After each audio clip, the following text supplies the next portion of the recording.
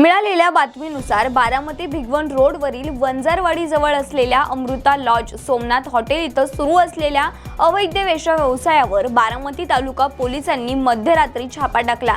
या कारवाईत 2 आरोपींना अटक करण्यात आली असून 5 महिलांची सुटका करण्यात आली आहे। 14 एप्रिल 2026 रोजी पहाटे सुमारे 3 वाजता पोलिसांना मिळालेल्या खात्रीशीर माहितीच्या आधारे ही कारवाई करण्यात आली। पोलीस निरीक्षक चंद्रशेखर यादव आणि उपनिरीक्षक रामहरी भोसले यांच्या पथकाने बोगस ग्राहक पाठवून सापळा रचला आणि त्यानंतर लॉजवर छापा टाकला।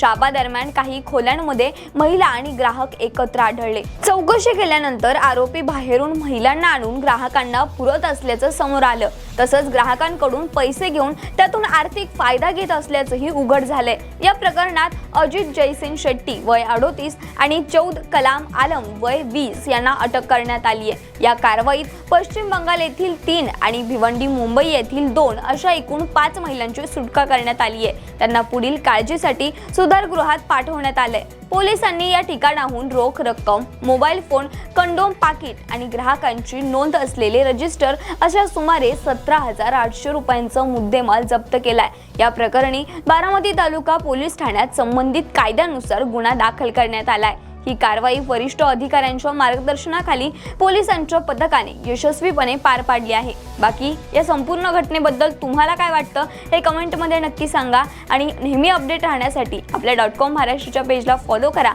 यूट्यूबवर पाहत असाल तर सबस्क्राइब करायला विसरू नका।